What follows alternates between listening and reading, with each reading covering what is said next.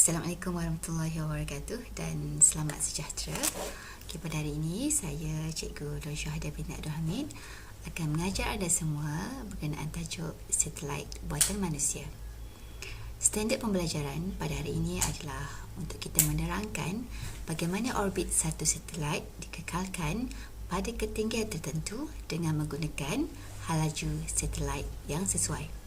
Dan yang kedua, berkomunikasi untuk menerangkan satelit geobegon dan juga satelit bukan geobegon. So, para pelajar, apakah itu satelit? Satelit ialah bulan, planet atau mesin yang mengorbit sesuatu planet ataupun bintang. Jisim satelit adalah di antara 0.1 kg sehinggalah lebih daripada 1000 kg. Ada juga satelit yang jisimnya 5000 kg. Kemudian, apakah fungsi satelit para pelajar? Satelit ada yang berfungsi sebagai untuk pengimejan bumi, komunikasi, GPS, ramalan kaji cuaca, penerokaan angkasa lepas seperti meneroka planet lain, contohnya Marikh, dan juga sebagai kawalan untuk sesebuah negara, iaitu dalam bidang ketenteraan. Okey, cuba pelajar lihat gambar ini. Okey, gambar ini adalah bumi. Okey, di sekeliling bumi ini adalah satelit. Wow, banyak kan? Alright. Okey, untuk pengetahuan pelajar, terdapat 8,378 satelit. Okey, yang mana dikira daripada tahun 1997 sehinggalah tahun 2018. Okey, itu dilancarkan. Namun tak sampai 2,000 satelit sahaja yang berfungsi. Okey, ada satelit yang gagal dan akhirnya tidak boleh digunakan dan dianggap sebagai sampah. Okey, so kat sini ni, kalau macam dekat rumah kita, kalau ada sampah kita boleh sapu. Tapi sekarang ni di angkasa lepas sana, kan? So tak boleh sapu. Jadi dia akan terapung. Okey, sebenarnya yang banyak-banyak ini adalah serpihan, dan yang merisaukan kita jika serpihan-serpihan ini berlanggar dengan planet atau juga dengan satelit-satelit yang lain. Amat merisaukan.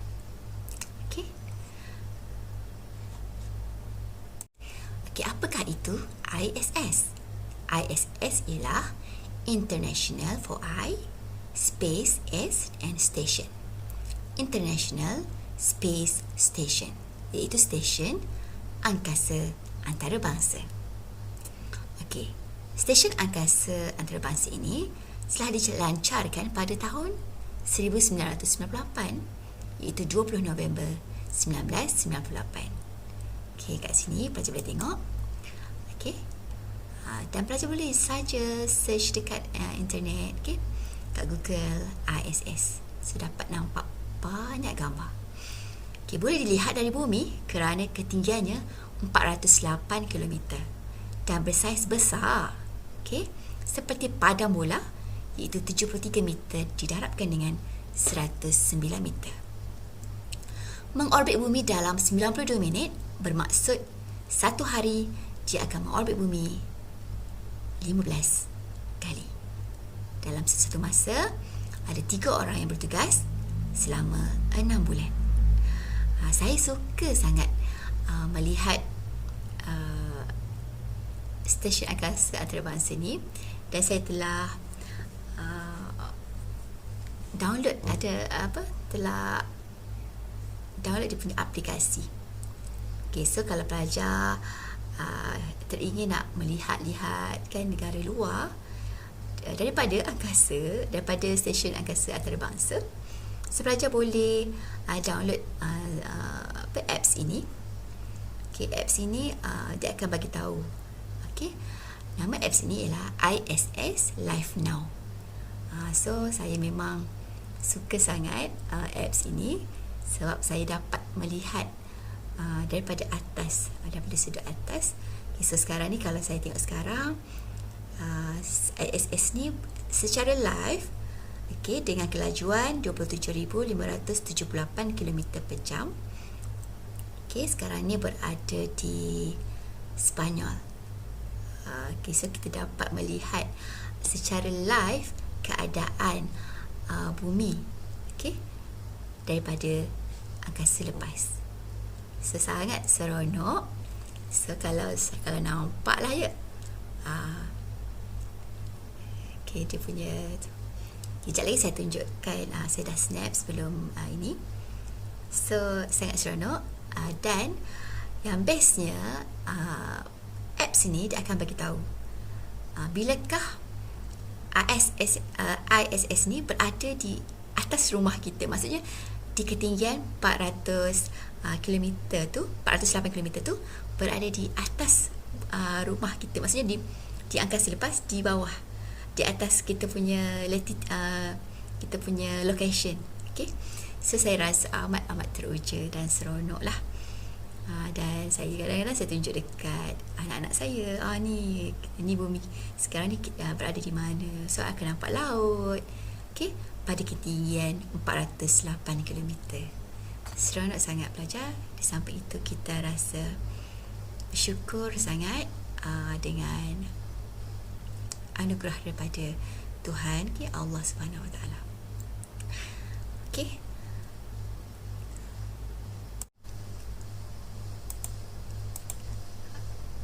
Okay, kita tengok ni.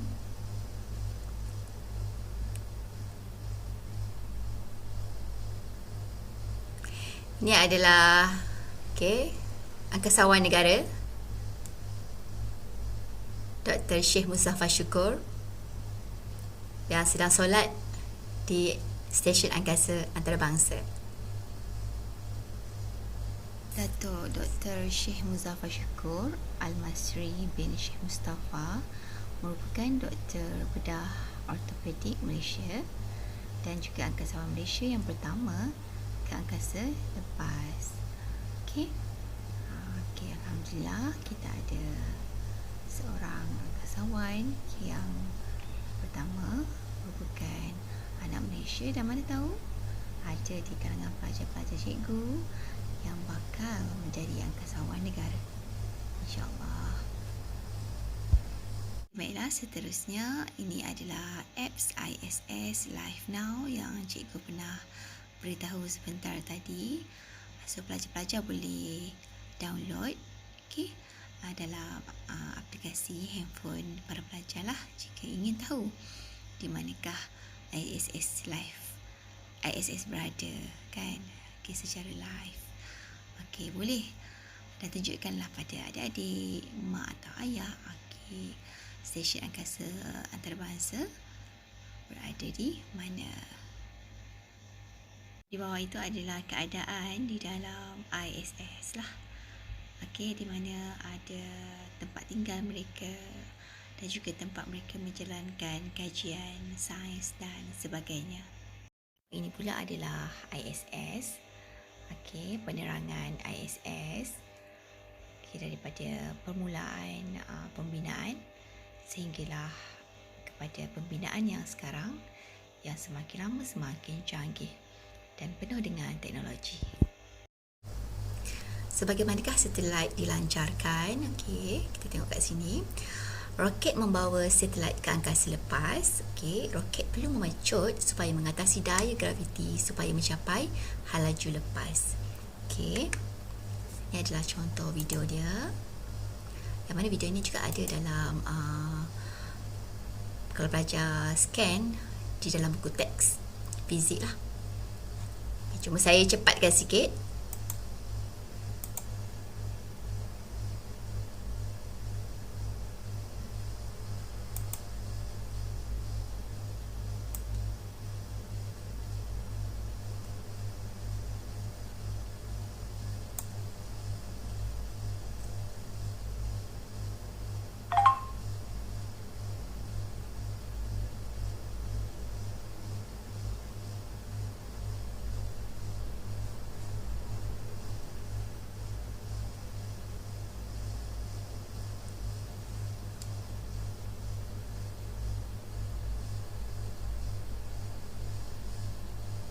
Okay, baiklah, kita pergi pula kepada standard kandungan kita pada hari ini. Standard pembelajaran kita pada hari ini itu menerangkan bagaimana orbit suatu satelit dikekalkan, iaitu pada ketinggian tertentu satelit ini sentiasa kekal ketinggiannya, okey, dengan menggunakan hal laju satelit yang sesuai.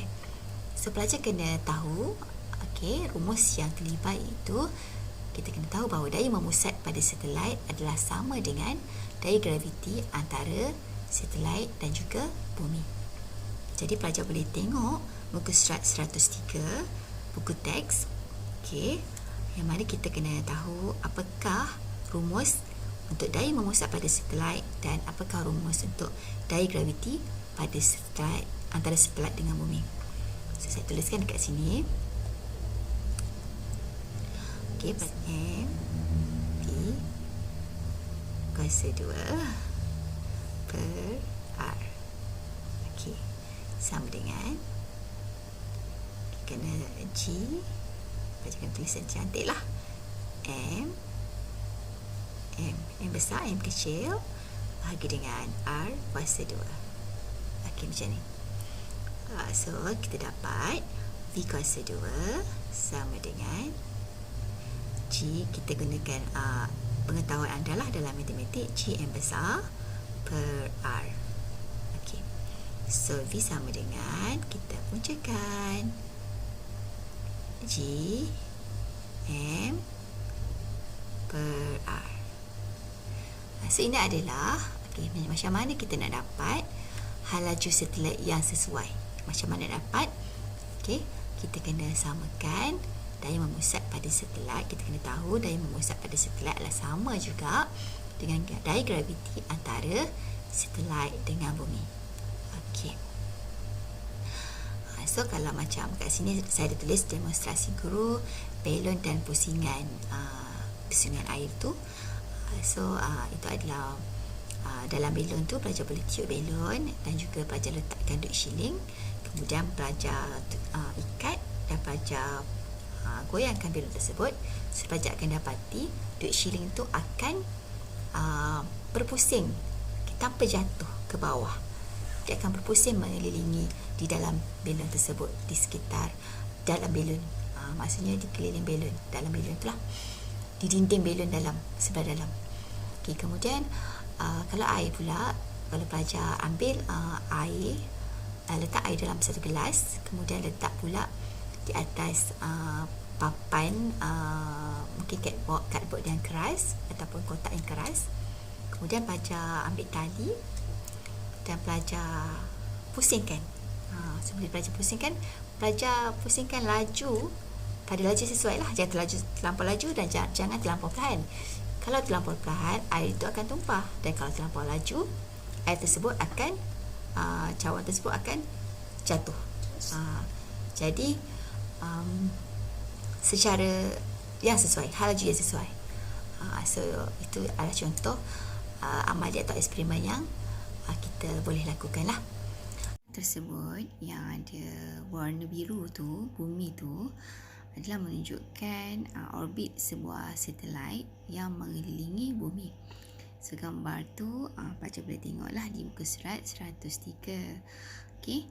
Okey, kemudian daripada gambar tersebut, okey, kita lihat dekat video sebelah tu.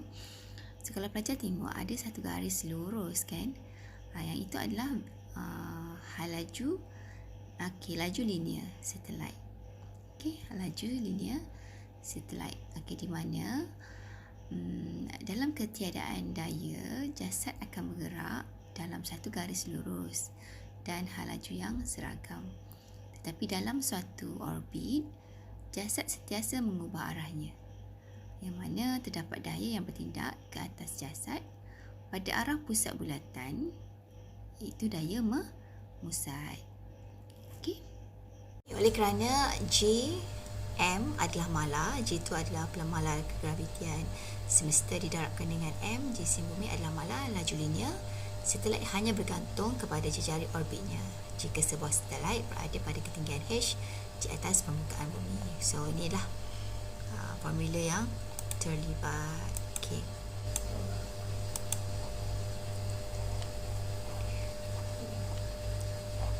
Okay, baiklah, untuk gerakan satelit dengan laju linear tinggi bertentangan dengan rintangan udara akan menjana haba dan menyebabkan satelit itu terbakar. Apakah yang akan berlaku kepada satelit jika laju linear menjadi kurang daripada laju linear satelit yang sepatutnya? So, macam mana? Okay, satelit akan jatuh ke orbit yang lebih rendah dan terus memusar mendekati bumi sehingga memasuki atmosfera. So, kalau terlalu tinggi pun bahaya, terlampau rendah pun bahaya. Kalau terlampau tinggi, inilah akan bertentangan dengan rintangan udara dan akan menjana haba dan menyebabkan satelit itu terbakar. Tapi kalau terlalu rendah, satelit itu akan jatuh ke orbit yang lebih rendah dan terus memusar mendekati bumi sehingga memasuki atmosfera. Okey. Ini adalah salah satu filem, iaitu berkaitan dengan angkasa lepas yang bertajuk Gravity, yang mana pelakonnya adalah Sandra Bullock. Pelajar boleh search lah di dalam YouTube tentang filem ini yang sangat menarik. So, kita tengok kepada contoh sebuah satelit GPS mengorbit bumi pada ketinggian 20,200 km dan hitungkan laju linear satelit tersebut. So, kita tahu R adalah jari bumi 6.37/10^6 meter, M jisim bumi 5.97/10^4 kg dan G pemala kegravitian itu 6.67/10^-11, N meter kuasa 2, kg negatif 2. So, G besar tu memang kita kena tahulah, iaitu pemala kegravitian semesta, kan? So, kita tukarkan dahulu 20,200 km tu kepada meter terlebih dahulu. So, pelajar tulis kat sini. Ini ketinggian dia. Okey, ketinggian H sama dengan 20,200 didarab dengan 10 kuasa 3 meter. So, dia beritahu dalam kilometer. So, kita kena gunakan standard piawai. 2.02. 1, 2, 3, 4 tambah dengan 3, sedarab dengan 10 kuasa 7 meter. So, ini adalah ketinggian dalam unit meter. Kemudian kita nak tahu berapakah jejari orbit R, kan, jejari orbit dia. Jejari orbit R kecil. So, pelajar tulis jejari. Sorry. Saya tersalah tekan. Pelajar tulis jejari orbit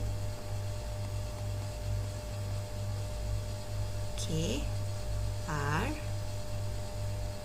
sama dengan awak kena ingat jejari orbit adalah R besar. R besar tu apa? R besar tu jejari bumi tambah dengan H. H tu ketinggian. Tengok kat sini. Saya tengok dekat sini. Dekat sini, kan. Ini R kecil, kan. Yang ni jejari orbit.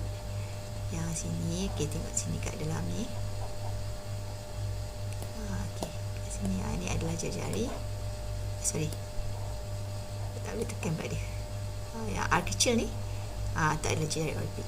H ni, H kecil ni adalah ketinggian. So R besar jejari bumi. Jejari bumi yang kat dalam ni lah, jejari bumi. Okey. Yang R besar tu jejari bumi kat sini, saya tak tulis kat sini. Yang ni saya okey, sorry. Tak tu. Okay, R besar kat sini. Ni R besar. Okey. So macam tu. Kemudian pelajar dapatkan jejari orbit ni sama dengan R besar, itu jejari bumi 6.3 7 darab 10⁻6 meter tambah dengan atas ni. Okey, H ni. Okey, yang ni kan masuk sini. So pelajar akan dapat jawapan dia 2 perpuluhan, tekan kalkulator dengan betul, 2.657 didarab dengan 10⁻7 meter. Kena tekan kalkulator betul. Okey, matematik kan. Kemudian laju linear. Okey, pelajar ingat yang first tadi yang cikgu tunjukkan dia punya persamaan kan. Okey, yang first tadi yang kita dapat rumus untuk V sama dengan punca kuasa G besar M besar per R. So pelajar masukkan. Okey, so pelajar masukkan yang tadi ni semua. Pelajar akan dapat jawapan dia 3.87 darab dengan 10⁻3 meter per second. Okay, unit masih tulis. Okay, alright. So pelajar kena mahir lah. Untuk mahir pelajar kena praktis lah. So practice makes perfect. Okay.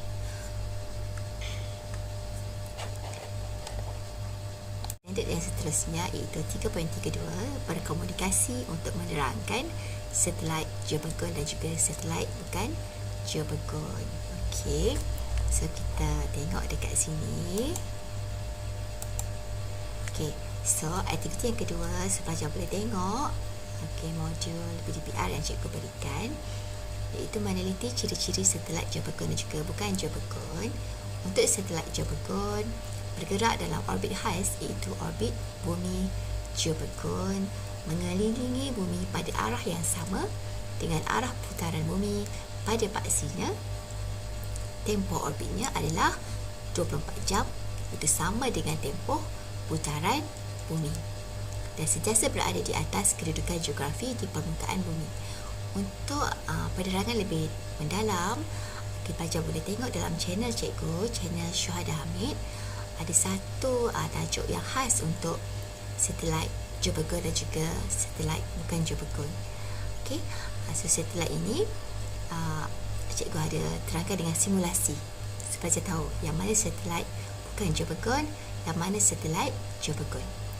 Untuk satelit yang seterusnya, iaitu satelit bukan geobegon, biasanya berada dalam orbit yang lebih rendah atau lebih tinggi daripada orbit bumi geobegon. Tempoh orbit lebih pendek ataupun lebih panjang daripada 24 jam, dan berada pada kedudukan geografi yang sama di permukaan bumi. Yang tidak sama di permukaan bumi. So berbeza satelit geobegon dan juga satelit bukan geobegon. So yang bawah tu adalah sedikit kesilapan. Saya tak perasan. Kejap cikgu ubah sedikit. Yang bawah ni, yang bukan geobegon tu adalah berubah-ubah ya. Yang berubah-ubah ni potong. Ni sebenarnya adalah di kedudukan yang berubah-ubah. Kejap saya ubah sikit. Sebab ada pada kedudukan geografi yang berubah-ubah. Kat sini berubah-ubah. Mungkin dia sekejap ada dekat China, sekejap ada dekat Palestin, sekejap ada dekat Malaysia. Tapi untuk satelit geobegon, dia di situ sahaja. Maksudnya dia berada di kedudukan yang sama di kedudukan geografi di permukaan bumi. Okey. Sebab apa? Sebab dia berputar selama 24 jam sama dengan tempoh putaran bumi. Okey. So setakat ini saya harap jika ada pelajar yang tidak faham boleh bertanya dengan cikgu. Okey. Alright. So kalau ada pelajar yang tak faham tentang penjelasan cikgu, boleh tanya di ruangan komen, dan jangan lupa untuk like dan juga subscribe. Okay, terima kasih atas sokongan para pelajar, anak-anak pelajar semua, dan semoga semua dapat belajar dengan tekun dan juga yang terbaik. Okay? Dan semoga anda sentiasa bersemangat dalam PDPR fizik, dan semoga kita semua sentiasa selamat, bahagia dan disayangi. Assalamualaikum dan salam sejahtera. Terima kasih.